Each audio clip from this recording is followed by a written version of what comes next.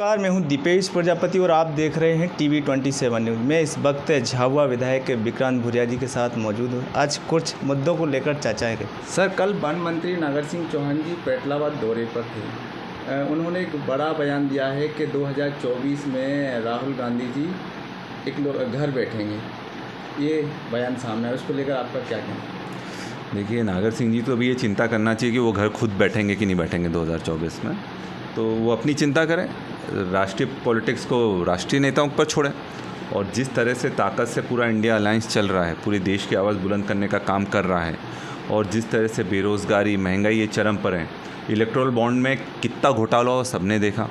किस तरह से भाजपा ने जो गौ मांस का धंधा करती थी कंपनी, उससे चंदा लिया इलेक्टोरल बॉन्ड में, उसके बारे में नागर सिंह जी कुछ कहेंगे क्या? जो कोरोना में जो सबको वैक्सीन लगाई गई, उस वैक्सीन से कितने लोग बीमार पड़े, उसके बारे में नागर सिंह कुछ कहेंगे क्या? उस कंपनी से, जो वैक्सीन लगाने वाली कंपनी, जिसके कारण बहुत सारे लड़के आज हार्ट अटैक का शिकार हो रहे हैं, बीमारियां उनमें हो रही है, बिना 6 टाइम के जो ट्रायल होता है उसके वैक्सीन लगा दी गई, सबको 2-2, 3-3 डोज लगा दिए गए। और पहले चंदा लिया भाजपा ने, उन सभी कंपनियों से चंदा लिया।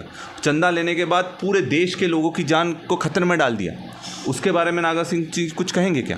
पुलवामा हमले के बाद पाकिस्तान की जो कंपनी है उससे चंदा भाजपा ने लिया, उसके बारे में नागर सिंह जी कहेंगे? तो झूठ बोलने का काम बंद करें और जो तथ्य हैं उन पर बात करें। और निश्चित तौर पर 2024 में ज़बरदस्त बहुमत से इंडिया अलायंस जीतेगा। मैं आज भी बोल रहा हूँ, आज कुछ भी पहले ये 400 पार क्यों बोल रहे हैं? क्योंकि इनको खुद को भरोसा नहीं 400 पार जाएंगे, और इसलिए ये चाह रहे हैं कि इतना बढ़ा दो कि हमारे कम से कम 200 सीट तो आ जाए, 150 सीटें तो आ जाए। तो आज इनको खुद की सीटें लाने का लाले पड़ रहे हैं। और इसका सबसे बड़ा उदाहरण है कि आज अगर केजरीवाल जैसे मुख्यमंत्री को इनको जेल भेजना पड़ रहा है झूठे आरोपों में, तो मतलब ये ज़बरदस्त बौखलाए हुए हैं, और इनकी बौखलाहट से समझ में आ रहा है कि इनकी सत्ता में ये लोग वापस नहीं आ रहे हैं। एक बड़ा सवाल और कहा उन्होंने कि सर, राम मंदिर को लेकर उन्होंने कहा कि राहुल गांधी ने निमंत्रण ठुकराया, तो उसको लेकर क्या बोलेंगे? इसके पास प्रमाण है? उनके पास राहुल गांधी जी ने ठुकराया है क्या प्रमाण? ये राहुल गांधी जी से उन्होंने पूछा क्या?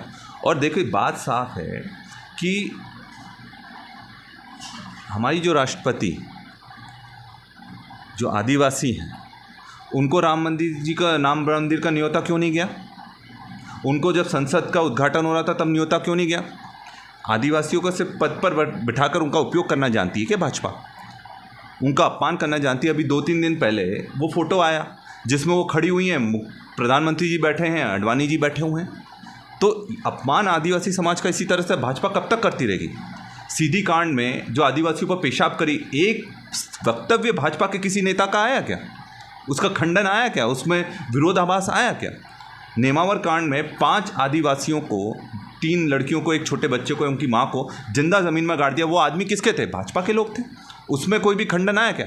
नीमच में कन्हैयालाल भील को रगड़ रगड़ कर मार डाला भाजपा के सरपंच मनोज ने, उस पर कोई खंडन आया क्या? या इस पर कुछ बुराई आई क्या?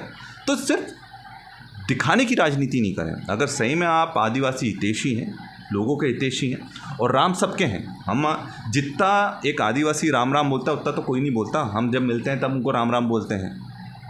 आदिवासियों का बहुत बड़ा योगदान है, और सबसे बड़ी बात, राम मंदिर में पूरी देश की जनता का योगदान है। कोई भाजपा ने थोड़ी ना बनवाया है, सुप्रीम कोर्ट के निर्णय के बाद आया है। हमने खुद ने राम मंदिर के लिए चंदा दिया है। तो हम सब राम भक्त हैं और पूरी ताकत से राम की बात करते हैं, राम की जो महिमा है उसका गुणगान करते हैं, और उनके जो उसूल हैं। राम जी ने तो सिखाया कि सत्ता के लोभ में मत पड़ो, आपको जंगल जाना पड़े तो जंगल चले जाओ। पर बीजेपी की ऐसी हालत होगी, सत्ता के मद में ऐसे आ गए कि इनके पास नेता नहीं बचे, इसलिए कांग्रेस से लोग लेकर जा रहे हैं। अगर इनके पास नेता होते तो इनको ले जाने की ज़रूरत पड़ती क्या? अगर इनके नेताओं में इतना दम होता और जो ये 400 बोल रहे हैं उतने लोग ले आते, तो फिर कांग्रेस के नेताओं की ज़रूरत क्या पड़ रही है? बिकाऊ के चक्कर में पड़ रहे हैं। जो टिकाऊ वो तो कांग्रेस में अभी भी है। और इनके खुद के मंत्री बोलते हैं कि हम तो कचरा इकट्ठा कर रहे हैं, एक को गीला कचरा है, एक सूखा कचरा है, एक मेडिकल वेस्ट है। ऐसे प्रहलाद पटेल जी इनके मंत्री बोल रहे हैं, जो केंद्र मंत्री रहे हैं। तो उससे समझ में आता है कि इनकी मानसिकता क्या है। और 2024 में तो इनका बोरिया बिस्तर बंद होने वाला है। और खुद देखना, आप ये चीज़ में लिख कर ले लो, खुद नागर सिंह जी से पूछिए, पहले अपनी सीट बचाइए, बाकी देश की चिंता, जो देश में क्या हो रहा है वो तो होगा ही। वो मोदी जी का जो बोल रहे हैं, जो राहुल जी के बारे में बोल रहे हैं, वो आप सब छोड़ो। आप तो ये बताओ कि आपने आज तक झाबुआ ज़िले, अलीराजपुर ज़िले और रतलाम ज़िले की जनता के लिए क्या करा, ये मुद्दा है। तो आपने डॉक्टर विक्रांत भूरिया जी विधायक जी को सुना, उन्होंने क्या कहा, हम आपको बता देंगे।